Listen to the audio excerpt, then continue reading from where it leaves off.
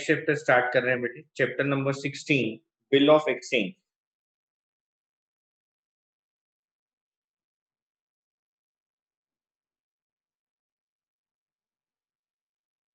Accounting for bills of exchange.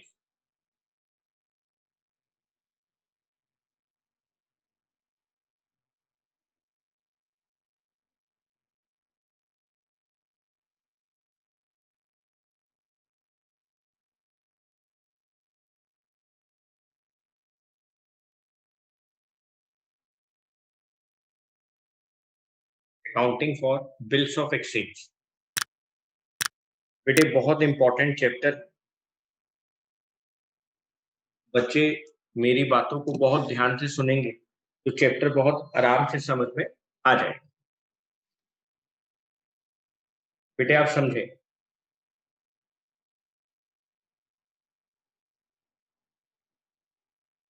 हम किन्हीं भी दो लोगों की बात करते हैं।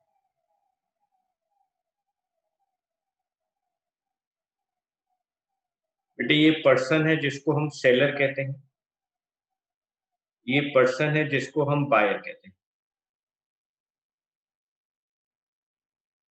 इनके बीच में गुड्स को सेल एंड परचेज करने के लिए बात हुई।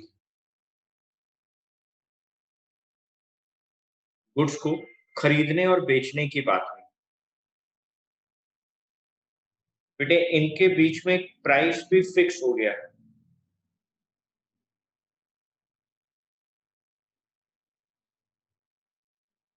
एक प्राइस भी फिक्स हो गया है।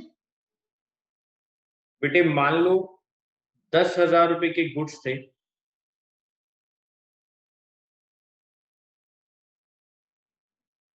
जो रामलाल ने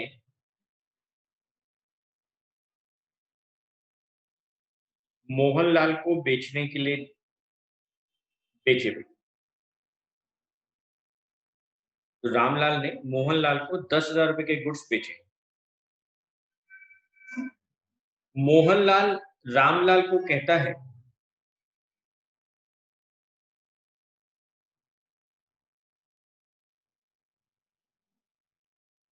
मोहनलाल रामलाल को कहता है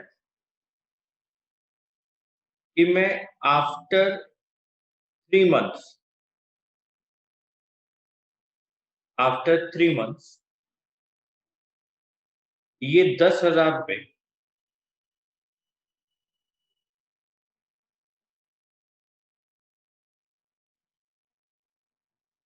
आपको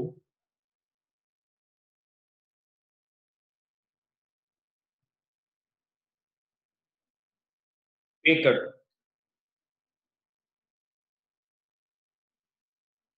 दोबारा से समझो, रामलाल ने मोहनलाल को गुड्स सेल करे हैं 10,000 रुपए की। रामलाल सेलर है, रामलाल सेलर है और मोहनलाल बायर है।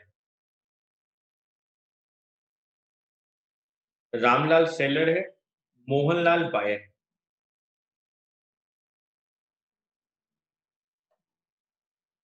मोहनलाल रामलाल को कह रहा है, मोहनलाल रामलाल को बोल रहा है कि आफ्टर 3 मंथ्स 10,000 रुपए मैं आपको पे कर दूंगा। सिर्फ बोल रहा है। रामलाल असमंजस में आ गया, रामलाल डिलेमा में आ गया। अरे ये तो सिर्फ कह रहा है कि ये 3 महीने के बाद मुझे पैसा वापस करेगा। अगर नहीं किया तो बेटे, अगर मान लो उसने नहीं किया तो सर ये तो बड़ी मुसीबत आ गई। सिर्फ उसके कह देने से हम कैसे बिलीव कर लें कि वो हमारे पैसे वापस करेगा? सिर्फ उसके कह देने से हम कैसे बिलीव कर लें? मोहनलाल ने कह दिया 3 महीने के बाद 10,000 रुपए पे कर दूंगा। मोहनलाल ने बोला आफ्टर 3 मंथ्स 10,000 रुपीज आपको पे कर दूंगा। हम कैसे मान लें? सर ये तो बड़ी मुसीबत है। लेकिन सर अब हम क्या करें? बेटे कुछ नहीं करना। रामलाल क्या करेगा?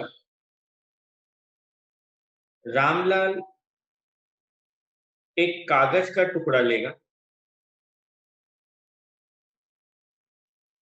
रामलाल एक कागज का टुकड़ा लेगा।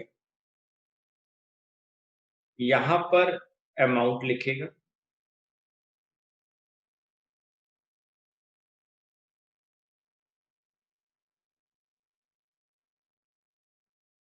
और बेटे यहाँ पर लिख देगा कि मोहनलाल 3 महीने के बाद मुझे पैसा देगा।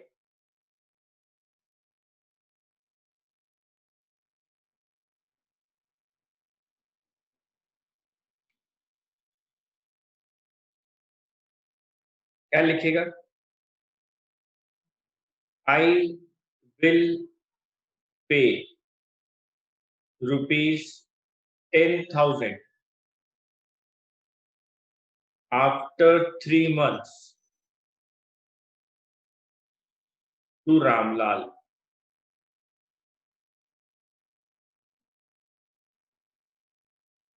और बेटे यहाँ पे मोहनलाल अपने साइन कर देगा। यहाँ पे मोहनलाल अपने साइन कर देगा।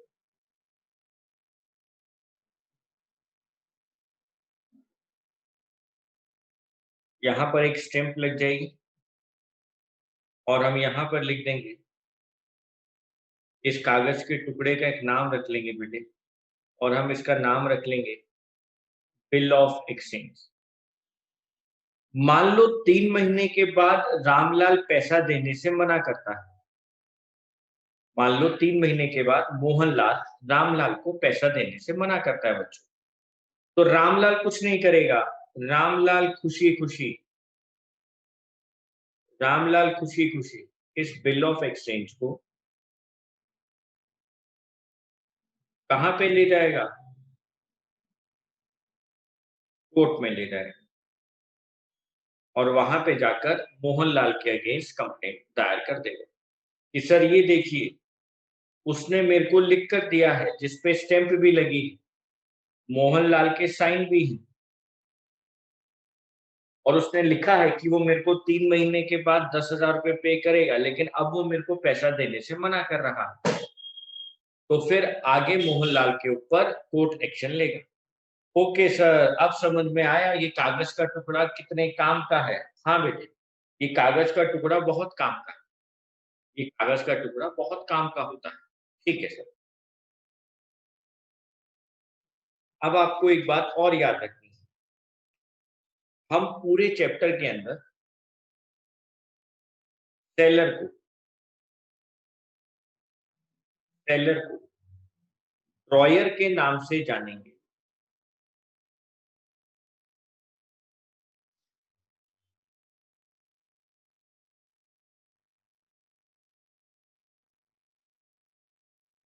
हम सेलर को ड्रॉयर के नाम से जानेंगे और बायर को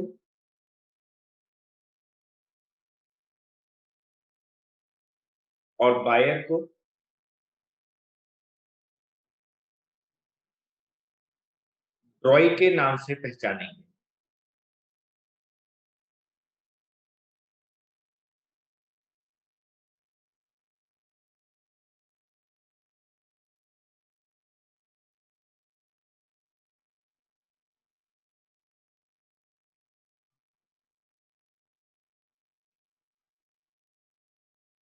सेलर को ड्रॉयर के नाम से पहचानेंगे और बायर को ड्रॉय के नाम से पहचानेंगे।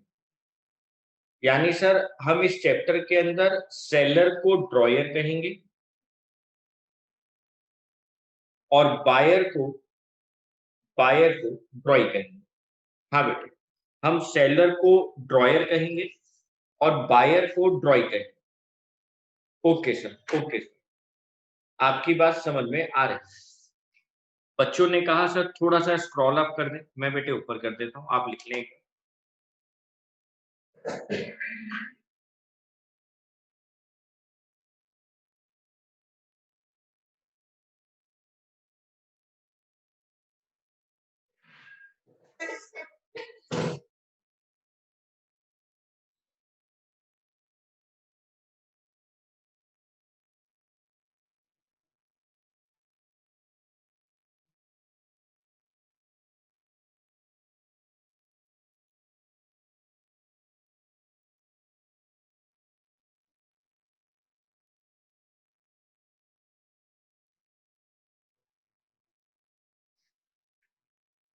बेटा जल्दी करें आप लोग प्लीज, तभी मैं आगे चल पाऊंगा।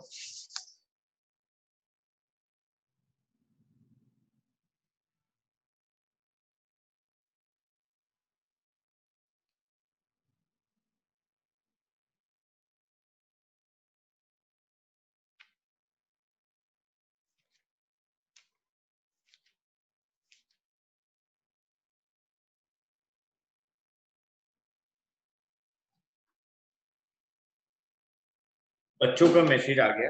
ठीक है सर, ठीक है बच्चों।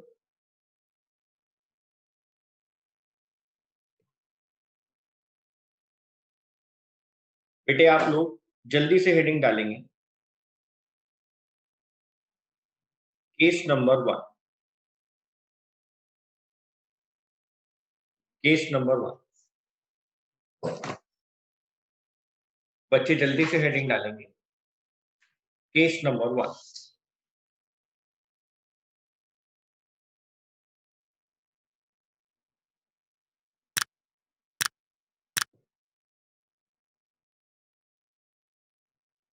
बेटा केस नंबर 1 पहले आप डायग्रामेटिकली समझेंगे, उसके बाद मैं एंट्रीज करूंगा, फिर हम क्वेश्चन करेंगे।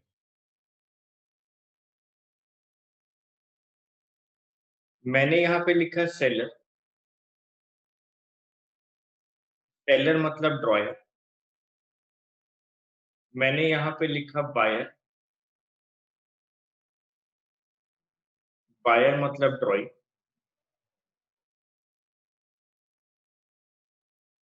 सेलर मतलब ड्रॉयर। बायर मतलब ड्रॉइंग।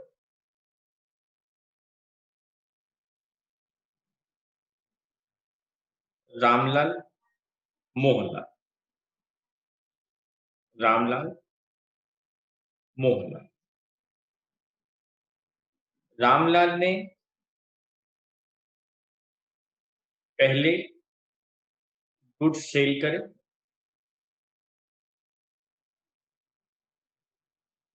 मोहनलाल ने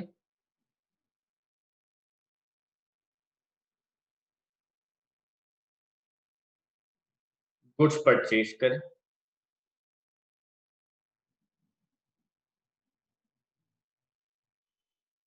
रामलाल ने गुड्स सेल करे, मोहनलाल ने गुड्स परचेज करे। सेकंड, फिर बेटे रामलाल ने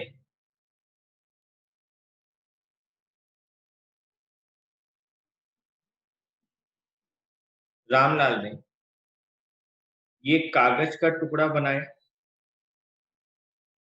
इस पे लिखा बिल ऑफ एक्सचेंज, और यहाँ पे मोहनलाल से साइन करवा लिया। यहाँ पे मोहनलाल से साइन करवा।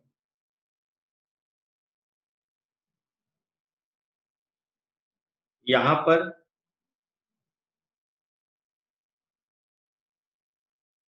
यहाँ पर ये बिल ऑफ एक्सचेंज गया,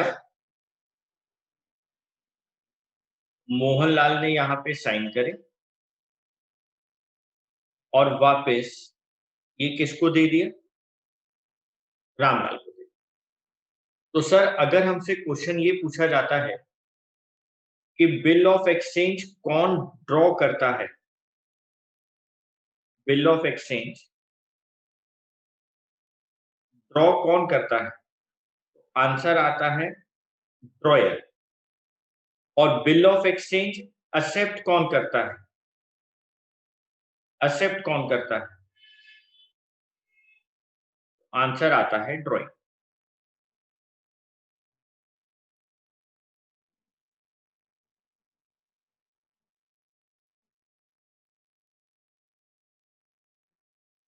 बिल ऑफ एक्सचेंज ड्रॉ कौन करता है, ड्रॉयर। और एक्सेप्ट कौन करता है?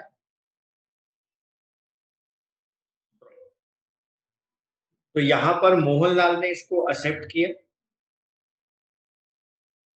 और ये एक्सेप्ट किया कि मैं पैसे दूंगा। तो यहां पर मोहनलाल ने यानी ड्रॉई ने इसको एक्सेप्ट किया कि मैं पैसे दूंगा, और वापस किसको दे दिया? रामलाल को। वापस रामलाल।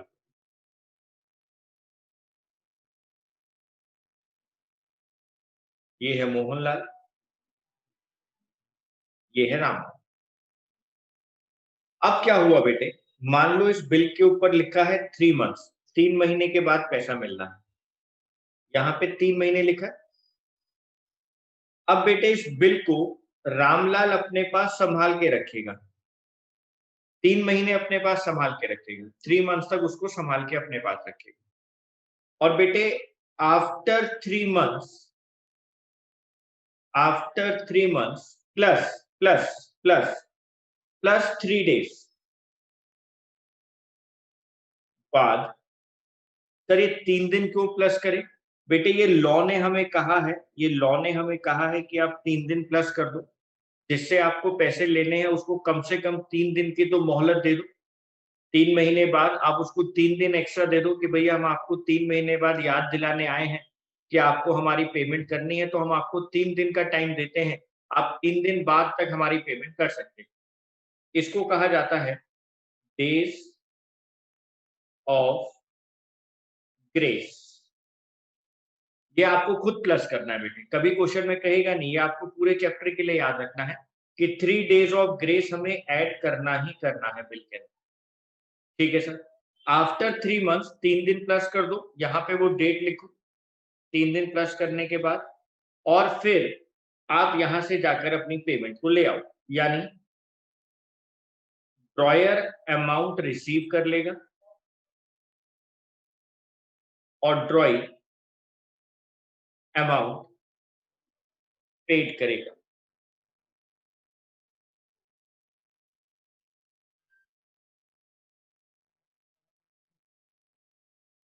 ड्रॉयर अमाउंट रिसीव करेगा और ड्रॉई अमाउंट पे कर देगा। Okay sir. तो अभी तो मैंने आपको सिर्फ बात डायग्रामेटिकली बताई कि पहली एंट्री के अंदर यहाँ पे गुड्स बेचे जा रहे हैं, यहाँ पे गुड्स खरीदे जा रहे हैं, यहाँ पे बिल ऑफ एक्सचेंज ड्रॉ किया गया, बनाया गया, यहाँ पे बिल ऑफ एक्सचेंज एक्सेप्ट किया गया। 3 महीने के बाद आफ्टर 3 मंथ्स उसमें 3 दिन प्लस करते हैं, जिसको हम लोग 3 डेज ऑफ ग्रेस कहते हैं। आप अमाउंट रिसीव कर लेते हैं और यहां से आपको ड्रॉई अमाउंट पे कर देते हैं। ठीक है सर। अब हम लोग एंट्रीज की बात करते हैं, एंट्रीज की बात करते हैं। तो बेटे मैं पहले आपको यहाँ पर एंट्रीज लिखवा देता हूँ, उसके बाद हम लोग उसकी बात करते हैं। ठीक है सर।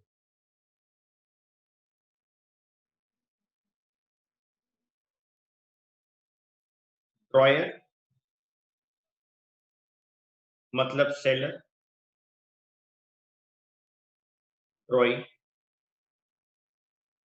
मतलब buyer,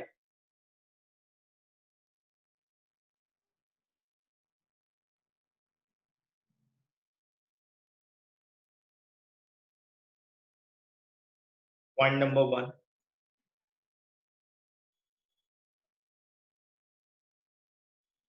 eight the time of cell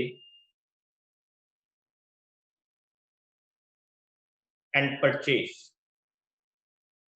eight the time of sale and purchase, ये सेलर है, ये बायर है। ड्रॉयर सेलर है, ड्रॉई बायर है। ड्रॉयर अपनी बुक्स में एंट्री करेगा,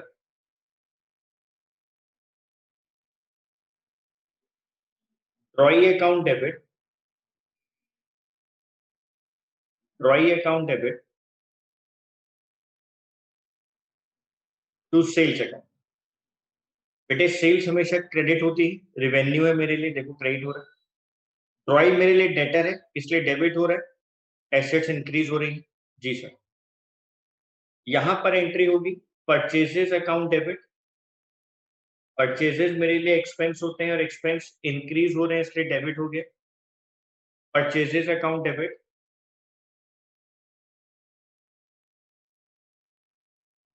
to drawer account.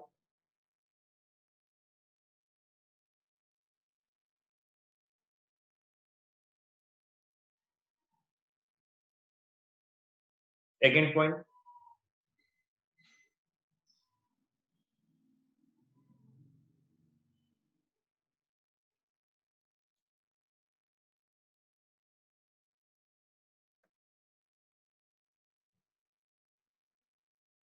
On drawing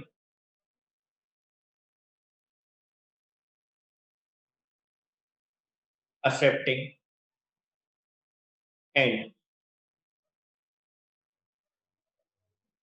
receipt of the bill, receipt of the bill। आप बिल ड्रॉ कर रहे हैं, उसको एक्सेप्ट किया जा रहा है और फिर आप अपने बिल को रिसीव कर लेते हैं। आपने पहले बिल बनाया, फिर आपने उसको दे दिया ड्रॉई को, उसने एक्सेप्ट कर लिया और फिर उसने आपको बिल वापस कर दिया। आप यहाँ एंट्री करेंगे, बिल्स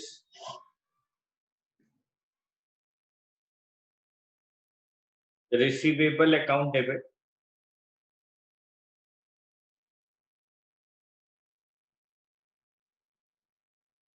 टू ड्रॉइज अकाउंट। हम इसको शॉर्ट फॉर्म में BRB कह देंगे, bills receivable account debit to drawee's account. यहाँ पे कहेंगे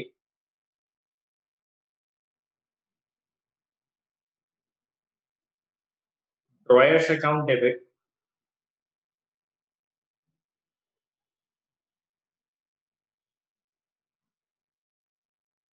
to bills payable account.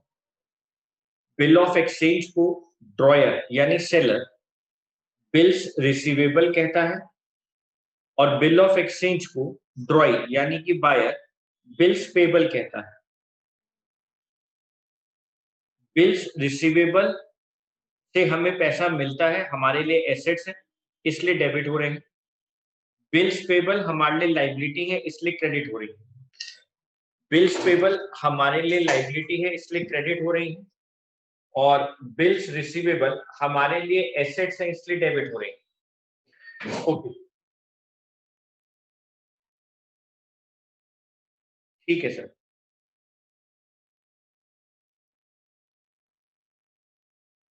Next point, जब बिल की ड्यू डेट आएगी on payment of the bill at maturity, तो एंट्री क्या होगी?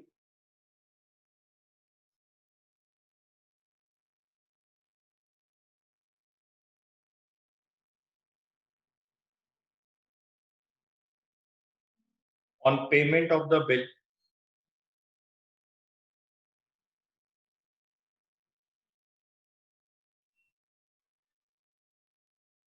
On payment of the bill at maturity,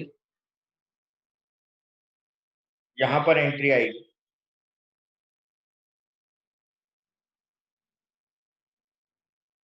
cash. अगर वो कैश से पेमेंट करेगा, चेक से पेमेंट करेगा तो वैट, कैश अकाउंट डेबिट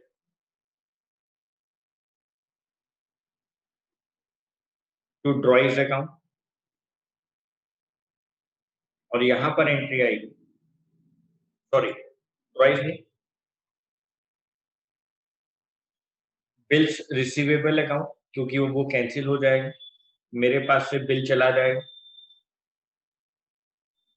ये जो बिल मैंने यहाँ पे रखा था वो बिल अब हम लोग हटा देंगे अपनी बुक से, क्योंकि मेरे पास कैश आ गया। बिल ऑफ एक्सचेंज को फाड़ के फेंक देंगे हम लोग, इसलिए हमने उसको क्रेडिट कर दिया और यहाँ पर एंट्री होगी bills payable account debit.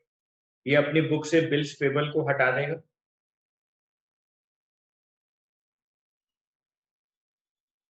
Bills payable account debit to cash या bank, bills payable account debit to cash या बैंक। बेटे पहले जो एंट्री हुई वो हुई सेल और परचेज की, नेक्स्ट एंट्री हुई है बिल ऑफ एक्सचेंज को एक्सेप्ट करने की और ड्रॉ करने की, और थर्ड एंट्री हुई है हमारे पास पेमेंट। जी सर, ड्रॉई ने पेमेंट कर दी और ड्रॉयर ने पेमेंट को रिसीव कर लिया। हाँ बेटा, आप अपने बुक्स में देखेंगे page number 16.35, question number 2।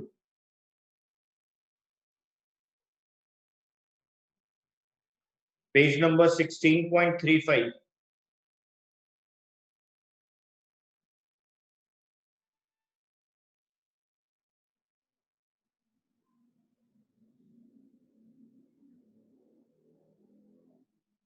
Question number 2। On 10th March 2019, A draw on B a bill at 3 months for rupees 20,000, which B accepts immediately and return to A. The bill is honored on due date. Pass journal entries in the books of both the parties. Sir, यहाँ पे तो cell और purchase की कोई entry नहीं हो रही। Sir, यहाँ पे तो सीधा सीधा बिल आने की एंट्री हो रही है। हाँ तो बेटे, जहां से क्वेश्चन स्टार्ट कर रहे हैं वहां से करेंगे। इसका मतलब हम यहाँ पर फर्स्ट एंट्री नहीं करेंगे, हम सेकेंड एंट्री कर देंगे और थर्ड एंट्री करेंगे। सेल और परचेज की एंट्री नहीं करेंगे। Okay sir. तो सर, हमें तो ये आपने सिखाया है, जो बिल एक्सेप्ट करता है वो ड्रॉइंग, और जो बिल ड्रॉ करता है वो ड्रॉयर। तो यहाँ पे तो साफ साफ लिखा हुआ है ए ड्रॉ ऑन बी, ए ने बिल ड्रॉ किया, और सेकेंड लाइन में लिखा है विच बी एक्सेप्ट, बी ने एक्सेप्ट कर लिया। तो बेटे बिल्कुल सही बात है, आप यहाँ पे लिखें A dryer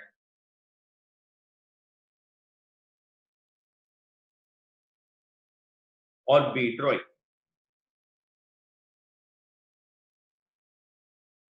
10 March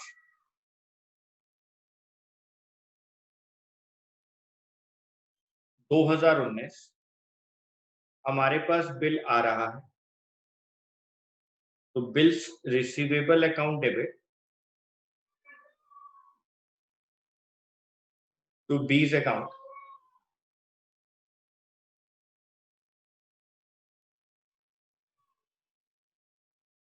20,000 20,000 A's account debit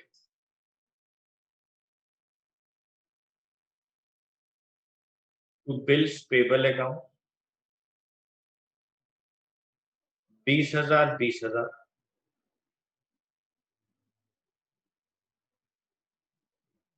bill 3 महीने का है। अब बच्चे देखेंगे 10 मार्च के बाद 10 अप्रैल, 10 मई, 10 जून, उसमें 3 डेज प्लस करो, 13 जून, उसमें 3 डेज प्लस करो, 13 जून, 13 जून। इसको बोलते हैं 3 डेज ऑफ ग्रेस। ये हमारे लिए कहलाता है 3 डेज ऑफ ग्रेस। तो सर 13 जून को मेरे पास पेमेंट आ रही है, क्वेश्चन में लिखा है। 10 मार्च के बाद 10 अप्रैल 1 महीना, 10 मई 2 महीने, 10 जून 3 महीने, 3 डेज ऑफ ग्रेस प्लस किया, 13 जून आ। 13 जून को पेमेंट आ रही है, मैं एंट्री करूंगा cash account debit BR account 20,000 20,000, यहाँ पे एंट्री करूंगा बिल्स पेबल अकाउंट डेबिट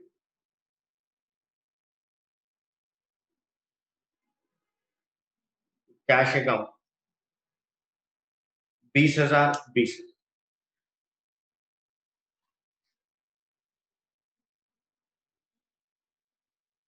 अच्छा, आप लोगों ने यहाँ पे जर्नल का फॉर्मेट बनाना है, बस ये याद रखना।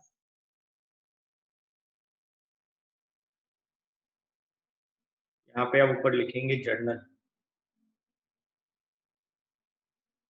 नरेशंस भी लिखनी है।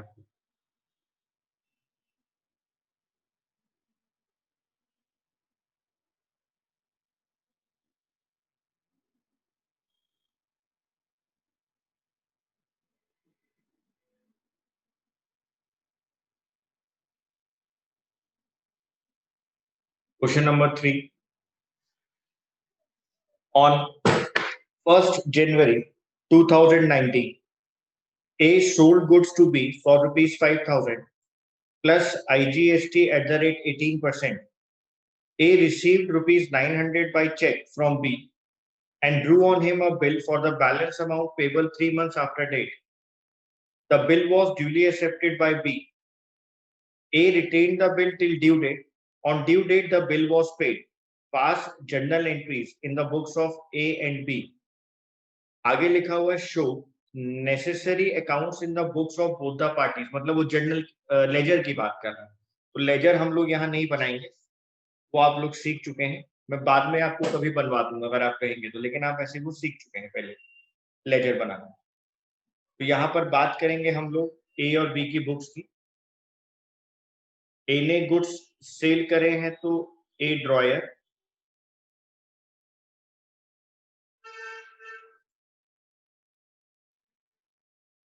B drawing.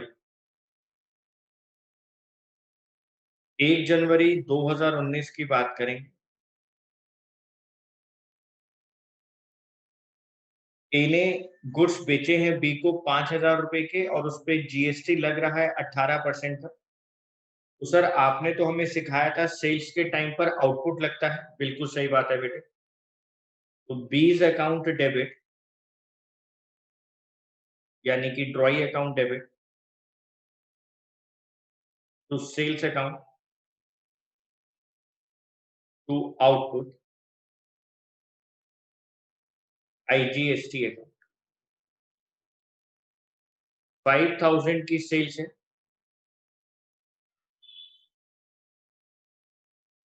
5,000 का 18%, 900, 5,900। सर परचेजेस के साथ तो इनपुट आएगा। हाँ बेटे, purchases account debit,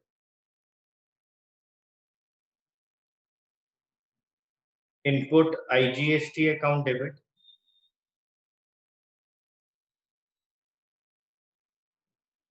A's account 5,900, 5,009। बेटे आपको एक चीज और यहाँ पर समझ में आएगी कि जो भी कभी जीएसटी क्वेश्चन में दिया जाएगा तो जीएसटी की पेमेंट तो इमीडिएटली हो जाएगी और बिल ऑफ एक्सचेंज परचेज और सेल्स के अमाउंट पर होगा। तो टैक्स के ऊपर बिल ऑफ एक्सचेंज नहीं बनता बेटे, टैक्स की पेमेंट तो आपको अभी करनी पड़ेगी। बाकी जो अमाउंट रहेगी परचेज और सेल्स का, उसके लिए हम आपको क्रेडिट अलाउड कर देंगे, उसके लिए हम आपको क्रेडिट दे देंगे। तो यहाँ पे वो यही कह रहा है कि 1 जनवरी 2019 में हमारे पास चेक से पेमेंट आ गई है 900 रुपीज की, यानी कि bank account debit, bank account debit 900। बाकी अमाउंट के लिए बिल आ गया मेरे पास, बीआर अकाउंट डेबिट 5,000 टू बीज अकाउंट 59। तो 900 टैक्स की पेमेंट हो गई, बाकी अमाउंट के लिए मेरे पास बिल रिसीवेबल आ गए, बीआर आ गया। यहां पर एंट्री होगी A's account debit to bank account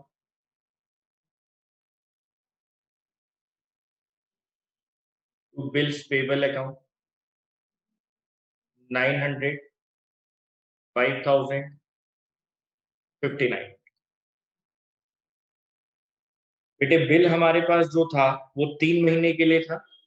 अब 1 जनवरी से आप काउंट कर लो, 1 जनवरी के बाद 1 फरवरी, 1 मार्च, 1 अप्रैल और 3 दिन प्लस कर लो, यानी कि सर 4 अप्रैल। 4 अप्रैल 2019 हमारे पास पेमेंट आ रही है, यानी sir cash account debit to bills receivable account 5,000, 5,000। और यहां पर एंट्री आ रही बच्चों bills payable account debit,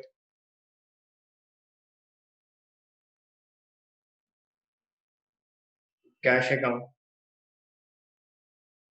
5,005 cash account debit to BR account, BP account debit to cash account. Sir बस यही 3 एंट्रीज हैं जो हमें इस केस में याद रखनी है। हाँ बेटा, आपको यही 3 एंट्रीज इस केस में याद रखनी है।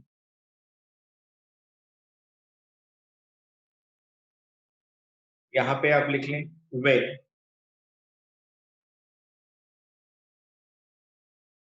The dryer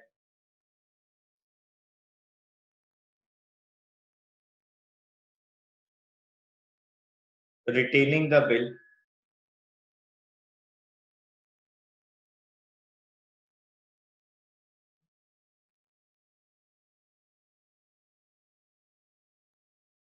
till due date, when the drawer retaining the bill till due date।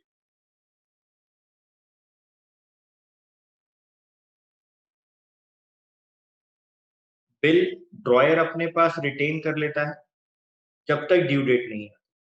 तो 3 महीने का बिल था, हम 3 मंथ्स आगे गए और उसके अंदर 3 डेज ऑफ ग्रेस हम लोगों ने प्लस कर ली।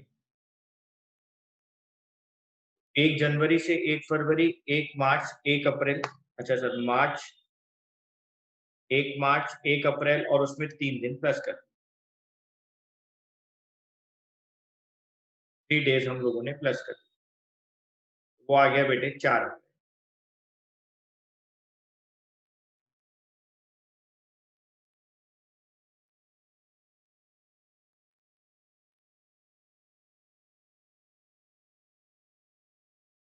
क्वेश्चन नंबर 1 पे आते हैं बेटे।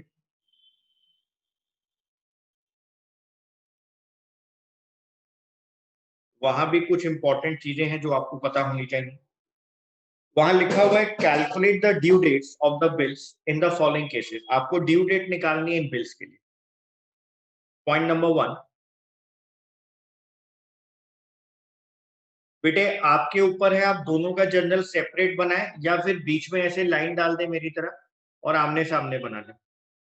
आप ऐसे बीच में लाइन डाल दें पेपर में अपनी शीट पर और आप आमने सामने बना लें, या फिर बेटे पहले ए का जर्नल बना लें और उसके नीचे आप बी का बना लें। वो आपके ऊपर है बेटे, जैसे आप चाहें।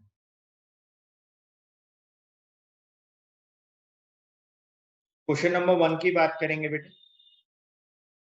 आप फर्स्ट कॉलम में लिखो डेट ऑफ बिल, बिल हमें किस डेट पे मिल रहा है, टेन्योर,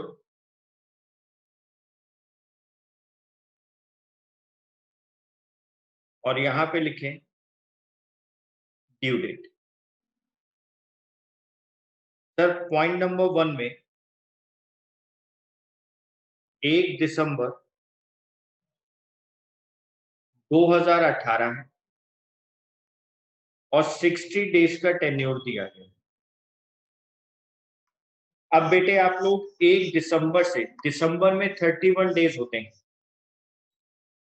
और बेटे फिर जनवरी में आ जाओ आप लोग, जनवरी में आ जाओ।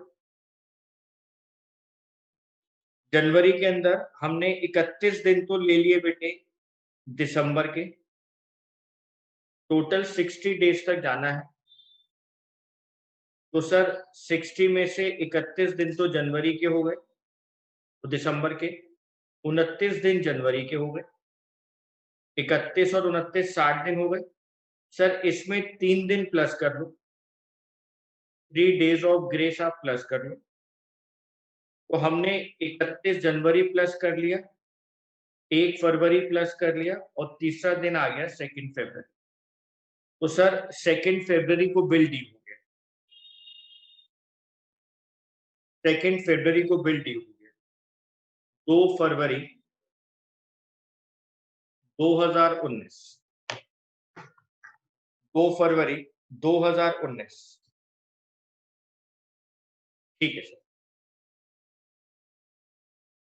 पॉइंट नंबर 2, ये पॉइंट नंबर 1 था। बिल हमारे पास आ रहा है 30 अप्रैल, 30 अप्रैल 2019 और 2 महीने का टाइम पीरियड, 2 मंथ्स का टाइम पीरियड। तो सर 30 अप्रैल के बाद 30 मई, 30 जून, 30 मई, 30 जून, 2 महीने खत्म हो गए। 30 मई, 30 जून, 2 महीने खत्म हो गए।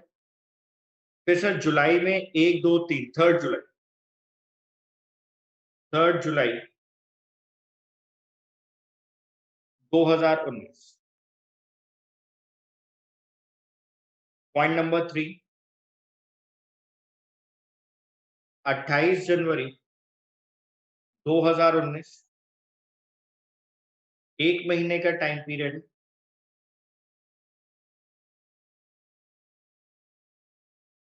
1 महीने का टाइम पीरियड है बेटा।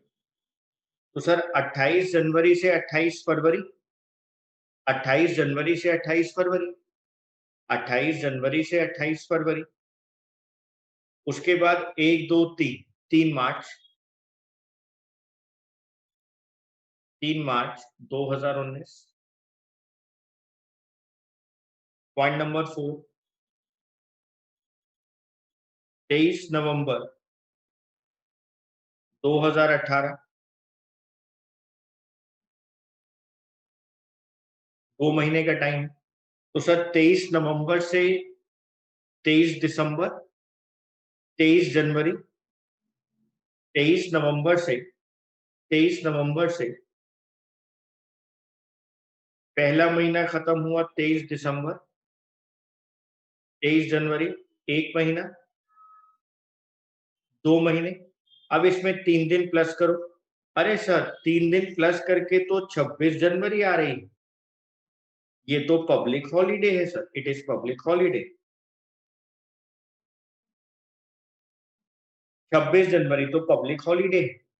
तो बेटे यहाँ पे लॉ ये कहता है कि अगर किसी दिन पब्लिक हॉलीडे है और उस दिन आपका बिल ड्यू हो रहा है, उस दिन आपका बिल ड्यू हो रहा है, तो आप इससे एक दिन पहले आ जाए, यानी आप 25 जनवरी में आ जाए। आप उसको एक दिन पहले ड्यू कर दें, यानी सर यहाँ पे 25 जनवरी 2019 हो। हाँ बेटा, 25 जनवरी 2019। पॉइंट नंबर 5, 29 मई 2018, 4 महीने का बिल है। 29 मई के बाद 29 जून, 29 जुलाई, 29 अगस्त, 29 सितंबर, उसके बाद 3 दिन प्लस करो बेटे। 29 सितंबर के बाद 30 सितंबर,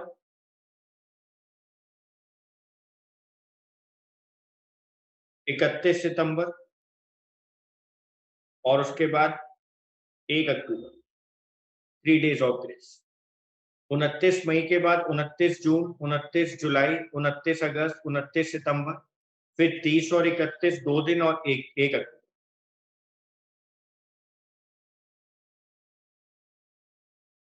1 अक्टूबर 2018।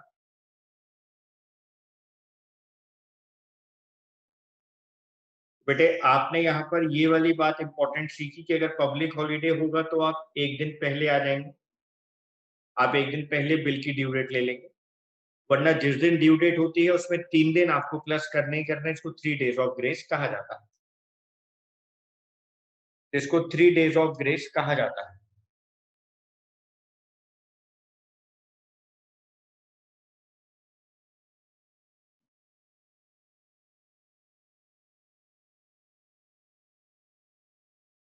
जल्दी नोट करें बच्चे।